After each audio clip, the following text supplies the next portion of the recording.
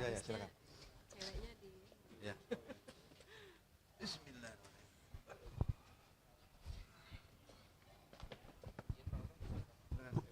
Ya, ini LPSK akan memberikan keterangan kepada pers terkait dengan kasus yang juga LPSK sedang tangani, yakni kasus pembunuhan yang sedang viral di Cirebon.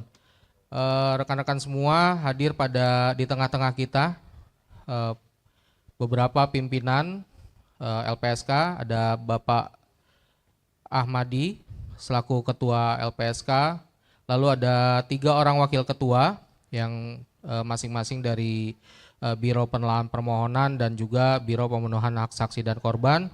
Dari sebelah kanan Ibu Nur Herwati, Sri Nurher, Wakil Ketua LPSK, lalu ada Ibu Sri Suparyati, Wakil Ketua LPSK, dan Bapak Wawan Farudin. Nanti Pak Ketua akan memberikan pernyataan resmi dan kita juga akan lanjutkan dengan sesi tanya jawab. Dan nanti untuk rilis resminya tulisan itu bisa akan disampaikan teman-teman humas melalui scan barcode. Baik, untuk mempersingkat acara kami persilakan Bapak Ahmadi untuk memberikan pernyataan persnya. Waktu dan tempat dipersilakan. Silakan Pak. Bismillahirrahmanirrahim. Assalamualaikum warahmatullahi wabarakatuh. Sebelumnya kami minta maaf karena setiap hari Senin dan Selasa sampai sore, bahkan kadang-kadang menjelang maghrib gitu ya, kita baru menyelesaikan beberapa keputusan persidangan yang harus kita tuntaskan. Jadi mohon maaf kalau rekan-rekan sudah menunggu. Pada hari ini kami akan menyampaikan pernyataan LPSK dalam kasus pembunuhan V dan E. Secara ringkas kami sampaikan sebagai berikut. Yang pertama, bahwa sejak kasus V dan E ini menjadi perhatian publik, LPSK pada pertengahan Mei 2024 telah membentuk tim dan menugaskan tim tersebut secara khusus untuk melakukan tindakan proaktif pendalaman kasus tersebut dengan melakukan koordinasi kepada Polda Jawa Barat, kepada Polres Cirebon Kota, kepada keluarga korban, dan semuanya itu dimaksudkan untuk menggali dan memberikan informasi kepada saksi dan atau keluarga korban untuk kepentingan pelindungan saksi dan korban. Bahkan beberapa pimpinan LPSK terjun langsung ke Cirebon, ke Jawa Barat, balik lagi, dan sebagainya. Langkah LPSK pada intinya menawarkan pelindungan untuk memberikan rasa aman kepada saksi dan korban, termasuk keluarganya, dan untuk memberikan keterangan pada proses peradilan. Pertimbangan langkah-langkah proaktif itu penting dilakukan oleh LPSK agar jadi pertimbangan langkah proaktif itu penting dilakukan oleh LPSK untuk memberikan rasa aman kepada saksi dan korban, atau memberikan pendampingan pada proses peradilan pidana itu sendiri. Tujuannya tentu juga untuk dapat membantu mengungkap sebuah tindak pidana. Inisiatif langkah proaktif ini tidak serta-merta membuat saksi dan atau keluarganya mengajukan permohonan pelindungan ke LPSK begitu saja. Karena pada kenyataannya juga beliau-beliau, mereka saksi korban tersebut masih membutuhkan pertimbangan, membutuhkan waktu untuk menentukan mengajukan permohonan pelindungan ke LPSK ataupun tidak. LPSK memandang perlu melakukan penelaahan secara mendalam dalam kasus ini untuk dapat memberikan perlindungan kepada saksi dan korban. Ini karena korban, kalau kita di undang-undang, korban adalah orang yang mengalami penderitaan fisik, mental, kerugian ekonomi akibat suatu tindak pidana. Saksi dan korban berhak memperoleh perlindungan atas keamanan pribadi, keluarga, dan harta benda, serta bebas ancaman yang berkenaan dengan kesaksian yang akan, sedang, dan telah diberikan. Ini di pasal 5 Undang-Undang 31 2014. Pemberian saksi dan korban tindak pidana dalam kasus tertentu juga diberikan berdasarkan keputusan LPSK. Ada beberapa tantangan tentu dalam penelaahan proses pelindungan ini yang dilakukan oleh tim selama proses penelaahan, dan tujuannya adalah untuk memberikan perlindungan. Pertama, kita tahu semua bahwa kasus ini atau perkara ini sudah lama, 8 tahun, yang beberapa saksi atau keluarga korban juga tidak mudah untuk mengingat kembali fakta-fakta apa yang mereka ketahui. Ada juga, kita semua tahu, berkembang beragam pendapat atau pandangan atau keterangan yang banyak melalui media. Itu juga penting menjadi sebuah pertimbangan. Hal lain juga, beberapa saksi telah berpindah tempat tinggalnya. Pendalaman dan asesmen terhadap para korban tentu memerlukan waktu, karena di saat yang bersamaan saksi-saksi juga harus dilakukan pemeriksaan oleh penyidik dalam rangka penanganan perkara tersebut, sehingga kita memanfaatkan sisi-sisi waktu mana yang tepat, termasuk langkah-langkah asesmen psikologis secara tepat. Mempertimbangkan sejumlah tantangan tersebut di atas, maka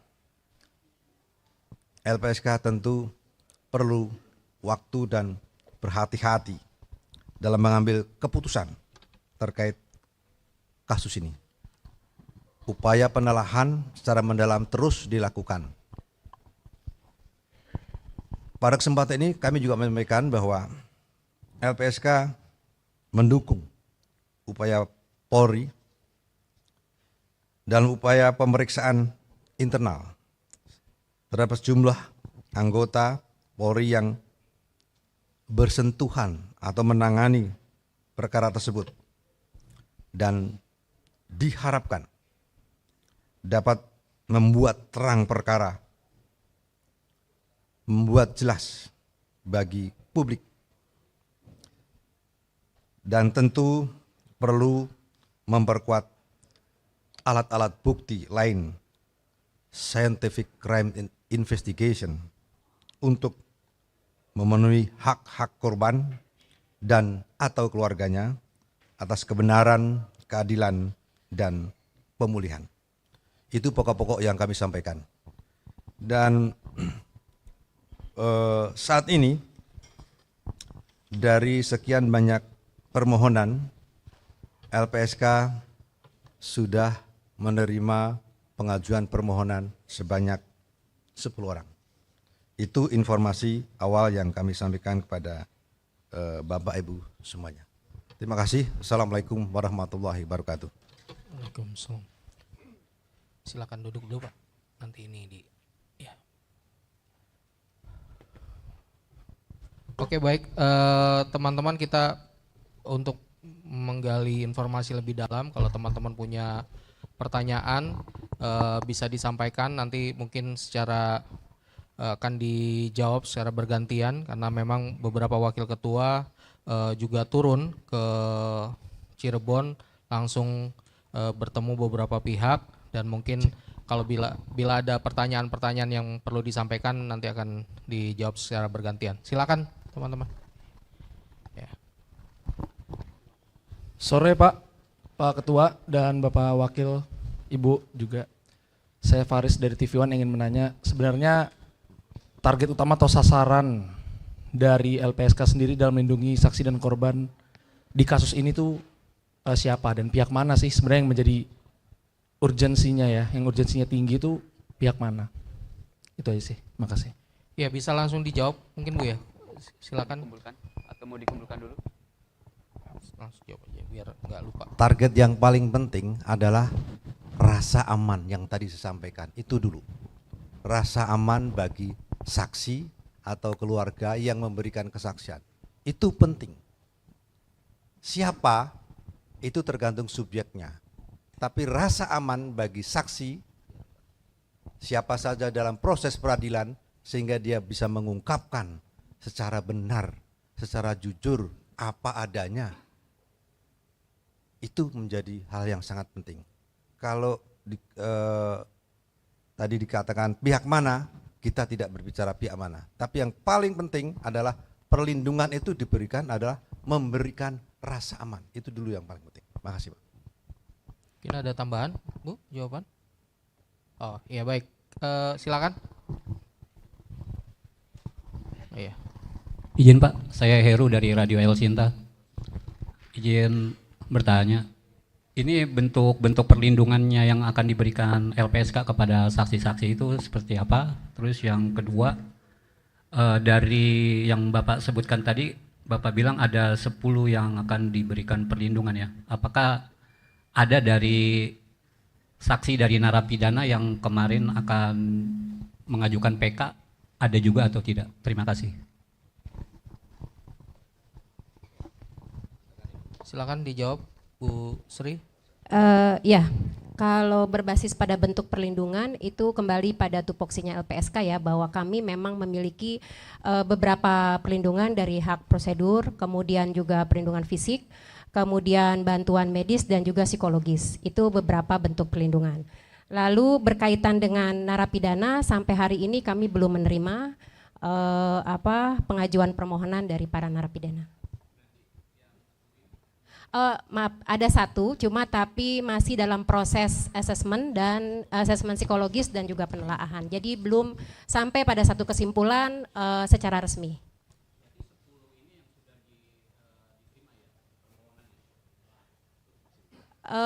Belum penerimaannya itu masih di asesmen ya Mas, masih ditelaah dan belum ada keputusan kami menerima atau tidak, gitu. Sama, itu juga posisinya di situ. Silakan, mungkin ada yang lain? Iya Mas, silakan Mas.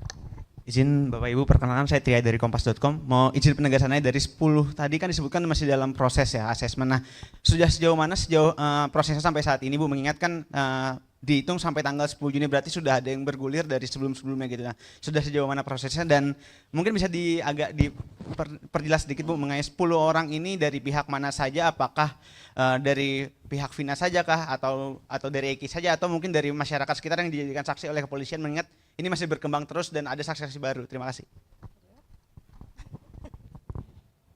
Monggo, silakan. Iya, Bu Nurhan. ke-10 orang ini tentunya karena tadi ya metode kita kan mengajak bicara dan juga berdialog gitu ya dengan korban dan keluarganya, tentunya ya kedua belah pihak dan juga beberapa tadi ya pihak yang mengetahui terkait lainnya, dan semuanya sedang dalam proses assessment dan tentunya ini yang akan menjadi bahan penelaahan nantinya. Saya kira itu. Terima kasih. Ya, silakan Mas.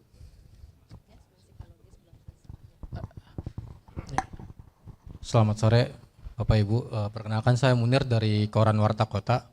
Yang ingin saya tanyakan adalah bagaimana memastikan bahwa para pengaju perlindungan ini itu adalah benar-benar saksi Karena kan mengingat di tahun 2016 atau pada saat persidangan itu ada saksi palsu ya, artinya memberikan keterangan palsu dan dia mengakui bahwa itu atas suruhan. Nah, bagaimana memastikan ini tidak terulang? Karena kan apakah ada sanksinya ketika datang ke sini untuk memohon perlindungan tapi dia hanya saksi palsu? Demikian. Monggo Pak Ketua. Tadi yang saya sampaikan kita harus cermat dan hati-hati gitu ya. Itu maksud saya adalah itu. Kemudian rasa aman itu penting. Rasa aman, rasa nyaman, bebas memberikan keterangannya itu penting sehingga prosesnya memang perlu waktu yang khusus. Bahkan asesmen psikologis saja itu mesti tidak bisa dilakukan secara cepat. Ya karena para pihak diperiksa karena untuk kepentingan penyidikan dan sebagainya. Apapun hasilnya nanti akan kita putuskan gitu. Jadi beberapa langkah itu lah yang memerlukan waktu. Ya. Kalau tadi dikatakan bagaimana dengan keterangannya yang sudah dan dulu ya. Itu kan ada proses lain ya. Proses lain. Ada proses lain. Kita fokus pada upaya pemberian perlindungan atas keterangan saksi-saksi tadi dan atau keluarganya. Kalau memang perlu bantuan medis atau psikologis, ya akan kita berikan. Tentu juga berdasarkan hasil asesmen. Intinya itu.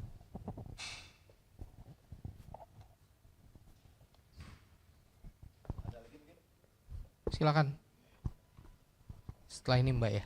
Oke. Silakan. Assalamualaikum warahmatullahi wabarakatuh. Izin Bapak, Ibu, perkenalkan saya Fahmi dari tribunnews.com Bapak, Ibu. Izin mau bertanya terkait beberapa waktu lalu sempat ada satu orang yang mengajukan perlindungan ke LPSK, kalau nggak salah waktu itu Ibu Susi sempat menyatakan pas acara pisah sambut waktu itu. Dan terkait satu orang ini sejauh ini sudah seperti apa Ibu Bapak perkembangan dari pengajuan permohonan perlindungannya sendiri, dan apakah satu orang ini juga termasuk dari 10 orang ini atau seperti apa? Dan izin lagi, apakah satu orang ini dari pihak Vina atau dari pihak Eki yang mengajukan perlindungan? Izin itu aja mungkin. Terima kasih Bapak Ibu. Monggo Bu Sri. Ya, satu orang itu masuk dari 10 itu. Ya, satu orang itu masuk dari 10 itu. Intinya itu. Dan dari pihak mana gitu ya, apapun masalahnya kita tidak mengklasifikasi pihak mana. Karena proses juga masih berjalan, proses penanganan yang dilakukan oleh penyidik juga masih berjalan, ya. Jadi intinya satu orang itu adalah bagian dari 10. Satu orang yang dulu pernah disampaikan oleh LPSK, oleh Ibu Susi dan teman-teman yang lainnya, ya. Dan saat ini, ya, posisi kemarin itu masih harus dilakukan lanjutan asesmen psikologis, ya.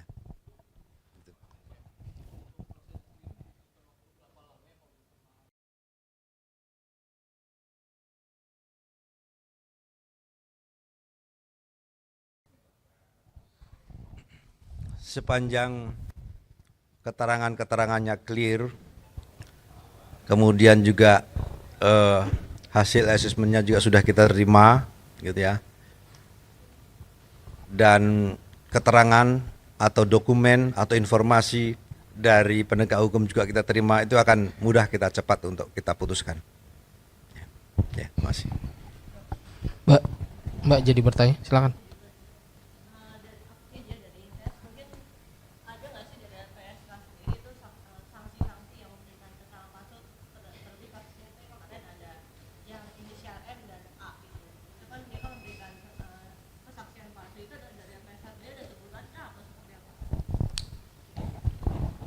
Ya, itu ada di ranahnya penyidik ya. Kalaupun nanti ada yang mau mengajukan permohonan perlindungan, ya kita dalami lagi, begitu. Gitu. Jadi itu adalah pada ranah penyidik, gitu ya. Kalau ada pihak-pihak yang terkait akan mengajukan perlindungan terkait yang Ibu Mbak tanyakan, itu tentu ada proses prosedur lain dalam rangka pelindungan. Terima kasih, Mbak. Monggo, Mbak, silakan. Lanjut. Selamat sore semuanya Bapak-Bapak Ibu, saya Valencia dari Kompas TV. Pak, saya ingin bertanya terkait dengan 10 orang yang sudah mengajukan diri untuk diberikan perlindungan dari LPSK, apa sebenarnya yang membuat dia mengajukan diri untuk diberikan perlindungan? Apakah memang ada tekanan atau ancaman yang diterima dari 10 orang itu, baik dari saksi maupun juga keluarga korban? Lalu kemudian yang kedua, pertanyaannya adalah dikatakan kan memang dari LPSK sudah bertemu dengan saksi-saksi maupun juga dengan keluarga korban gitu ya, tapi ada beberapa yang mungkin masih melakukan pertimbangan untuk mengajukan perlindungan. Apakah bisa disampaikan kayak berapa banyak atau misalnya masih ada berapa lagi yang masih mempertimbangkan untuk mengajukan perlindungan ke LPSK sendiri? Dan dari LPSK terakhir, apakah masih ada juga saksi-saksi yang perlu ditemui atau dirasa memang dibutuhkan untuk diberikan perlindungan? Terima kasih. Saya izin menjawab Pak ya. Ya, silakan Pak. Jadi setelah tim khusus itu ditugaskan Pak Ketua dari mulai pertengahan Mei sampai 10 Juni, minimal hari ini sudah ada 10 saksi maupun keluarga korban tadi Pak sampaikan oleh Pak Ketua. Jadi pada prinsipnya mereka itu ada beberapa hal yang kita mau cek secara psikologis karena beberapa saksi ini memiliki inkonsistensi, makanya hasil asesmen psikologis ini akan membuktikan mereka memberikan pernyataan itu konsisten apa enggak, saling berkesesuaian satu sama yang lain apa tidak gitu. Sehingga kita bisa menarik kesimpulan bahwa kesaksian ini benar apa adanya. Persoalannya yang kemudian karena ini kasusnya cukup lama, 8 tahun yang lalu, para saksi maupun keluarga korban juga agak kesulitan mengingat kasus kesaksian ketika kasus ini terjadi pada waktu itu. Jadi itu kira-kira kenapa pendalaman yang dilakukan oleh tim LPSK sampai hari ini masih dilakukan terus-menerus gitu. Kira-kira gitu.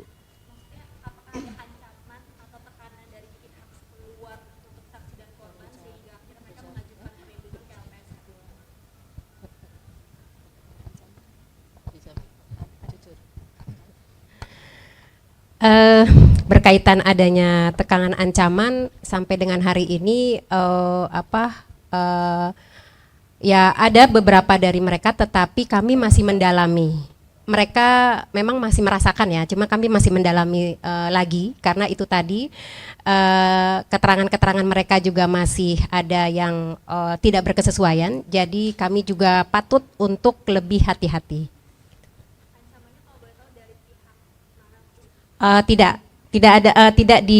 Belum dikasih belum diberitahukan lebih detail ya, karena ya mungkin itu privasinya dari mereka juga. Terhadap saksi atau terhadap korban atau keluarga korban? Dua-duanya, saksi juga, korban juga merasa ada rasa takut juga gitu loh.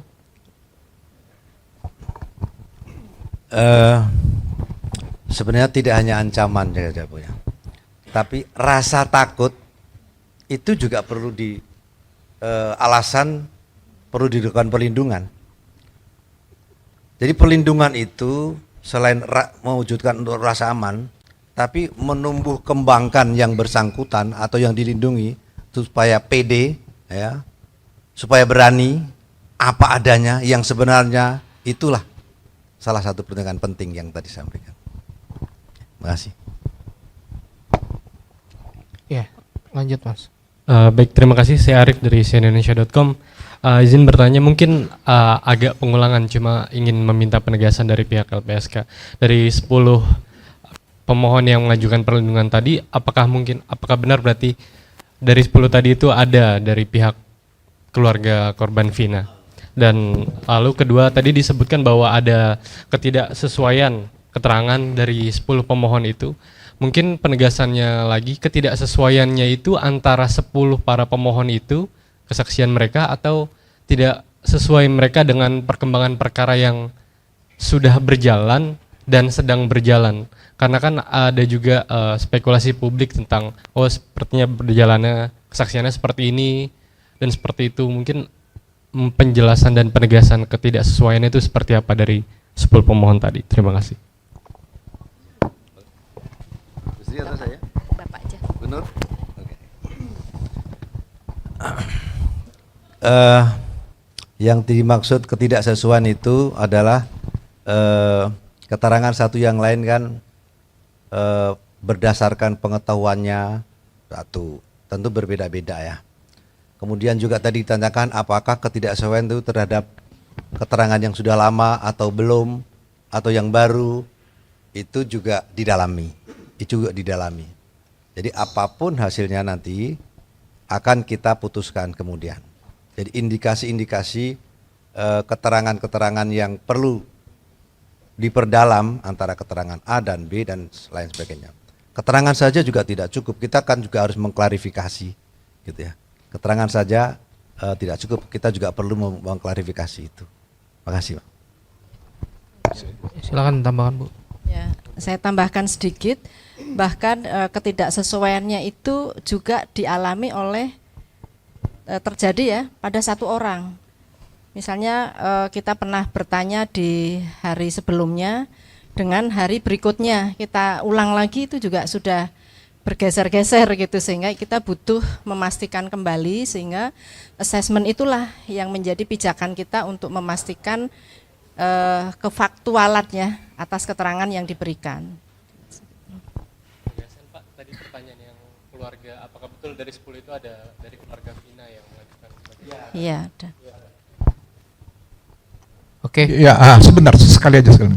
Jadi kelihatannya perkembangan kasus Vina ini istilahnya sudah sering beberapa kali terjadi begitu Pak ya. Pertanyaan saya, apakah dari LPSK sendiri punya dugaan memang ini akibat dari diskresi yang dimiliki Polri tidak terukur ataupun bagaimana? Sebentar belum. Dengan adanya revisi Undang-Undang Polri yang sekarang sedang digodok, kira-kira apa yang akan masukan yang diberikan? Karena menurut kita masyarakat ini udah keterlaluan sekali nih dengan menggunakan diskresi. Terima kasih. Saya Ferdinand dari Media Watch. Terima kasih Pak Ferdinand. LPSK, pimpinan LPSK juga, staf LPSK yang kita tugaskan juga mencermati itu, ya, juga mencermati itu. Tapi itu tentu ada ranahnya penyidik. Ya, itu adalah pada ranahnya penyidik, gitu. Jadi kita lebih fokus dalam konteks perlindungan saksi dan perlindungan saksi atau keluarga korban meninggal, para keluarga korban yang juga menjadi saksi itu. Jadi kalau terkait dengan perkara yang sudah diputus, gitu ya, tentu itu adalah ya namanya juga sudah diputus. Apakah nanti dari pihak-pihak terdakwa akan mengajukan PK dan segala macam, atau siapa, yaitu kewenangan dan bagian dari hak-hak mereka, kayak gitu ya. Jadi kita fokus ke situ. Apapun putusannya itu, apapun hasilnya nanti dalam perlindungan saksi dan korban yang akan kita berikan, itu kita harapkan juga bisa membuat atau mendukung sebuah peristiwa penanganan tindak pidana secara clear, mengungkap secara menyeluruh, gitu Pak. Oke, baik. Kami rasa cukup Pak Ketua, para pimpinan, teman-teman pers, terima kasih banyak sekali lagi kami ucapkan karena sudah hadir ke kantor LPSK. Nanti mungkin kalau ada pendalaman informasi juga bisa menghubungi Humas, atau juga kami menyediakan waktu kalau misalkan memang teman-teman mau doorstop. Tapi acara ini secara resmi, keterangan pers pada sore ini kita sudahi. Baik, terima kasih sekali lagi Bapak Ibu pimpinan dan juga rekan-rekan pers. Kita akan berjumpa lagi lain waktu bila ada perkembangan terbaru dari kasus tersebut. Saya akhiri, Assalamualaikum warahmatullahi wabarakatuh. Selamat sore.